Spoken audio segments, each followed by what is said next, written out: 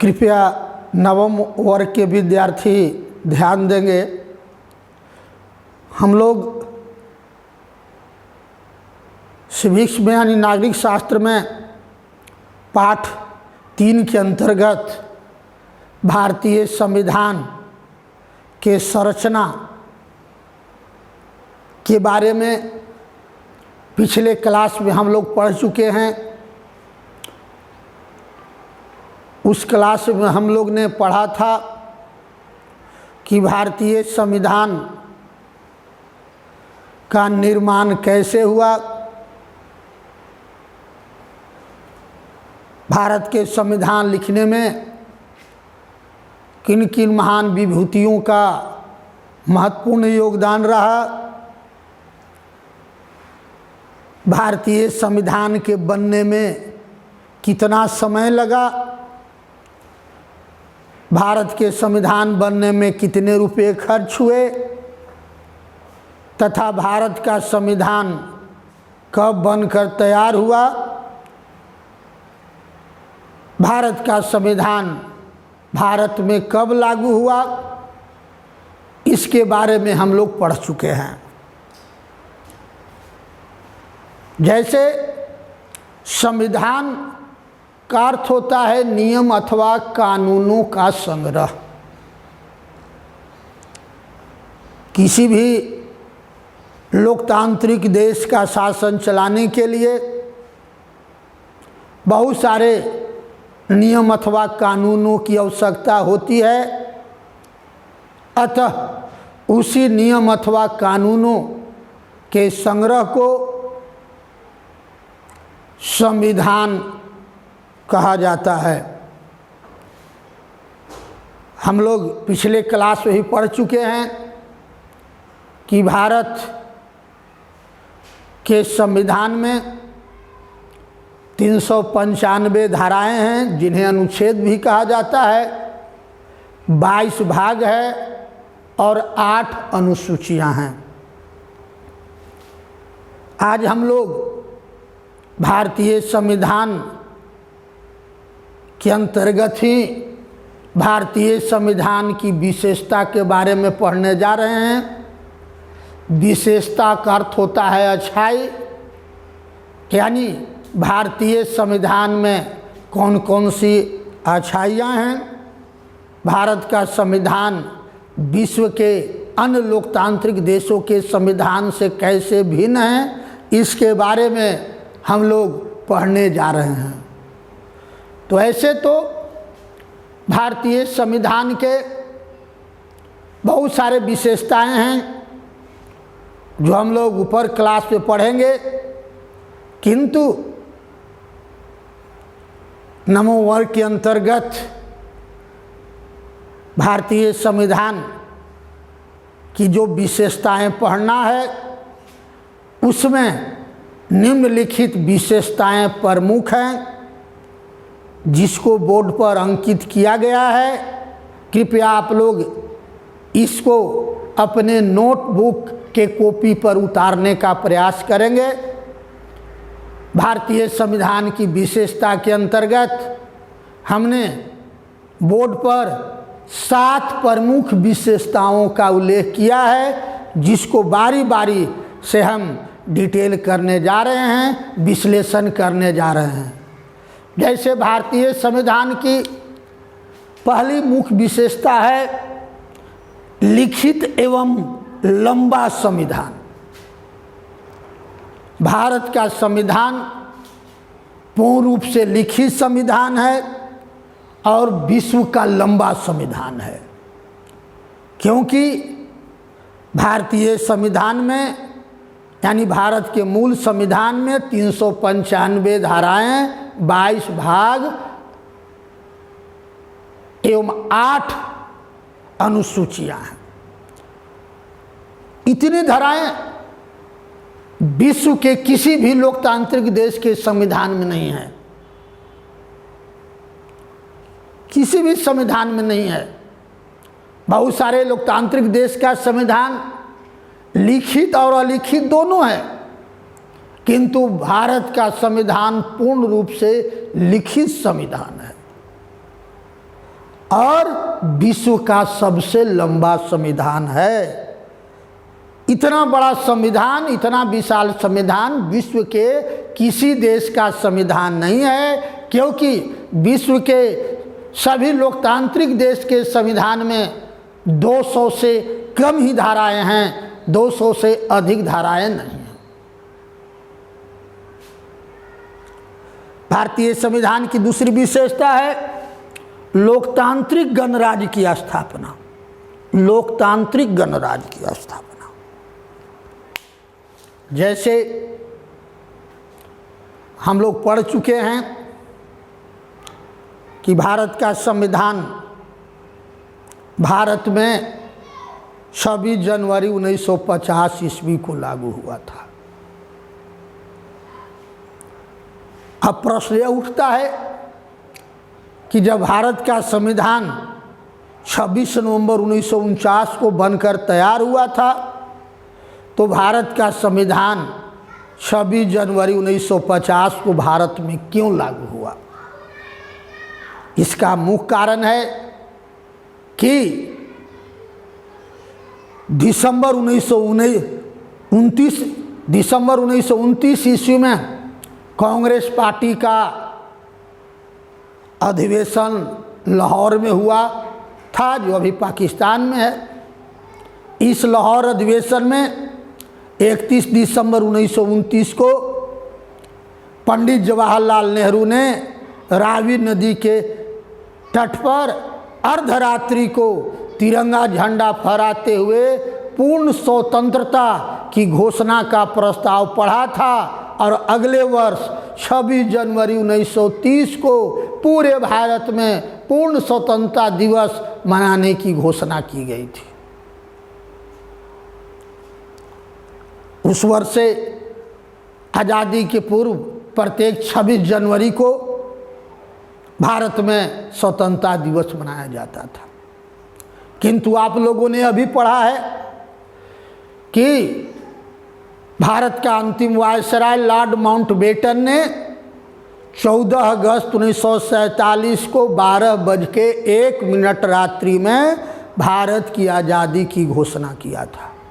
तो भारतीय कैलेंडर के अनुसार 12 बजे रात्रि के बाद दिन बदल जाता है, इसलिए जब 15 अगस्त 1947 को पहली स्वतंत्रता दिवस मनाई गई आज़ादी के बाद, तो 26 जनवरी 1930 के दिन को याद रखने के लिए भारत का संविधान 26 जनवरी 1950 को लागू किया गया।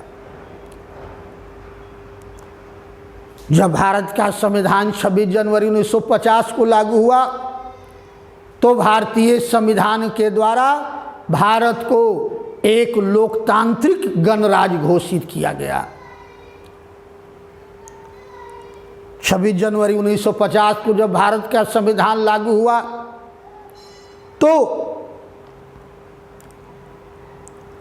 संविधान सभा के अस्थायी अध्यक्ष होने के नाते गवर्नर जनरल का पद को समाप्त कर डॉक्टर राजेंद्र प्रसाद को भारत का प्रथम राष्ट्रपति मनोनीत किया गया, तथा भारत का शासन जो इंग्लैंड के संविधान से चलता था 26 जनवरी 1950 से भारतीय संविधान से चलने लगा। और भारतीय संविधान के द्वारा 26 जनवरी 1950 को भारत में जनता की शासन स्थापित हुई और भारत को एक लोकतांत्रिक गणराज्य घोषित किया गया। इस प्रकार 26 जनवरी 1950 को भारत में लोकतंत्र की स्थापना हुई, और चूँकि उसी दिन भारत में जनता की शासन की स्थापना हुई थी, इसलिए 26 जनवरी को 1950 को भारत में पहली गणतंत्र दिवस मनाया गया। इसलिए प्रत्येक वर्ष 26 जनवरी को हम लोग गणतंत्र दिवस के रूप में आज भी मनाया करते हैं। भारतीय संविधान की तीसरी विशेषता है संसदीय सरकार की स्थापना। संसदीय सरकार क्या हम जानेंगे।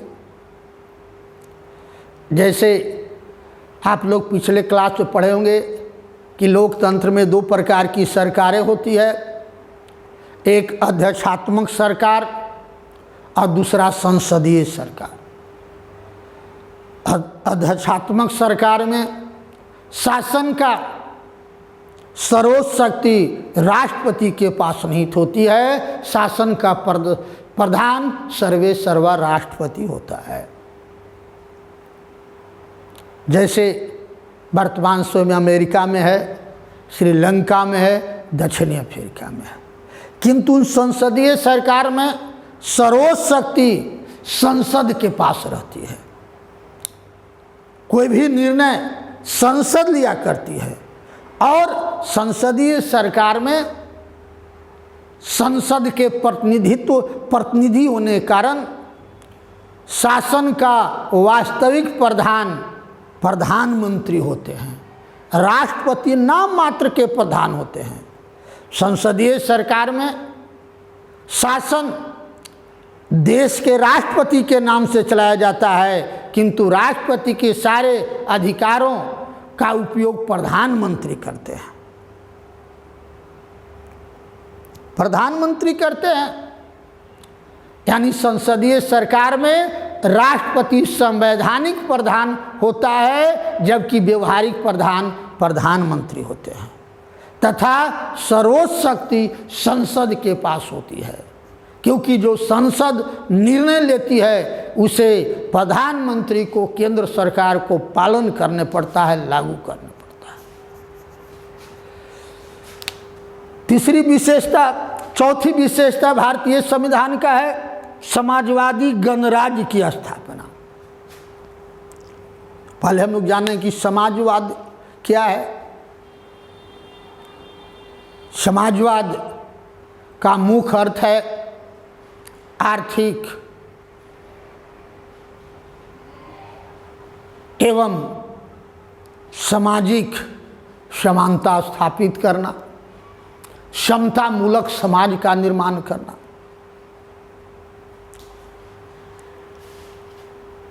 भारतीय संविधान के द्वारा भारत को एक समाजवादी गणराज्य घोषित किया गया है। इसके लिए 1976 ईस्वी में भारतीय संविधान में 42वें संशोधन के द्वारा भारतीय संविधान के प्रस्तावना में समाजवादी शब्द जोड़ा गया है और भारत को एक समाजवादी राज्य घोषित किया गया है। और जब 1976 ईस्वी में भारत को एक समाजवादी राज्य घोषित किया गया तो भारत के नागरिकों के मौलिक अधिकार में से संपत्ति के अधिकार को समाप्त कर दिया गया, क्योंकि 1976 तक भारत के नागरिकों के 7 मौलिक अधिकार थे। जैसे समता अथवा समानता का अधिकार, स्वतंत्रता का अधिकार, धार्मिक स्वतंत्रता का अधिकार, संपत्ति रखने का अधिकार, शोषण के विरुद्ध अधिकार, शिक्षा एवं संस्कृति का अधिकार, संवैधानिक उपचारों का अधिकार। ये 7 अधिकार 1976 तक था। किंतु 1976 ईस्वी में भारतीय संविधान में 42वें संशोधन के द्वारा जब भारत को एक समाजवादी राज्य घोषित किया गया तो भारत के नागरिकों के मौलिक अधिकार में से संपत्ति के अधिकार को समाप्त कर दिया गया। अब भारतीय संविधान की 5वीं विशेषता है धर्मनिरपेक्ष राज्य की स्थापना। पहले हम लोग जानेंगे कि धर्मनिरपेक्ष क्या है। धर्मनिरपेक्ष का अर्थ होता है सभी धर्मों को एक समान मानना, किसी धर्म के साथ भेदभाव नहीं करना, सरकार द्वारा किसी भी धर्म को राजधर्म घोषित नहीं करना, देश के अंदर रहने वाले सभी लोगों को अपने इच्छा अनुसार किसी भी धर्म को मानने का पालन करने का, प्रचार प्रसार करने का अधिकार प्रदान करना। भारत में 8 धर्म के लोग रहते हैं, हिंदू, इस्लाम, सिख, ईसाई, बौद्ध, जैन, यहूदी, पारसिक। सभी लोगों को अपने अपने धर्म को मानने, पालन करने, प्रचार प्रसार करने, धर्म से संबंधी शिक्षण संस्थान खोलने का अधिकार प्राप्त है। और खासकर धर्म निरपेक्ष राज्य की स्थापना किया और भारत के नागरिकों को धार्मिक स्वतंत्रता का अधिकार दिया गया, जिसका उल्लेख संविधान की धारा 23 से 25 के अंतर्गत किया गया है। भारतीय संविधान की 6ठी विशेषता है मौलिक अधिकार एवं कर्तव्य की व्यवस्था। पहले हम लोग अधिकार के बारे में जानेंगे। मानव जीवन के लिए अधिकार अति आवश्यक है, क्योंकि बिना अधिकार के मनुष्य दास बन जाता है, गुलाम बन जाता है। प्राचीन काल में भारत सहित विश्व के सभी देशों में दास प्रथा प्रचलित थी। आप लोग टीवी सीरियल में दास दासी के बारे में देखा होगा। दास जिसको गुलाम कहा जाता था, एक ऐसा वर्ग था जिसको किसी प्रकार का राजनीतिक, सामाजिक, आर्थिक, धार्मिक, सांस्कृतिक अधिकार नहीं प्राप्त था। अतः मानव जीवन को विकसित बनाने के लिए अधिकारों का होना अति आवश्यक है। अभी आप लोग अधिकार के बारे में पढ़े। भारतीय संविधान के द्वारा वर्तमान समय में भारत के नागरिकों को 6 मौलिक अधिकार प्रदान किए गए हैं और इन मौलिक अधिकारों का उल्लेख संविधान की धारा 14 से 32 तक में किया गया है। 6 मौलिक अधिकार प्रदान किए गए हैं।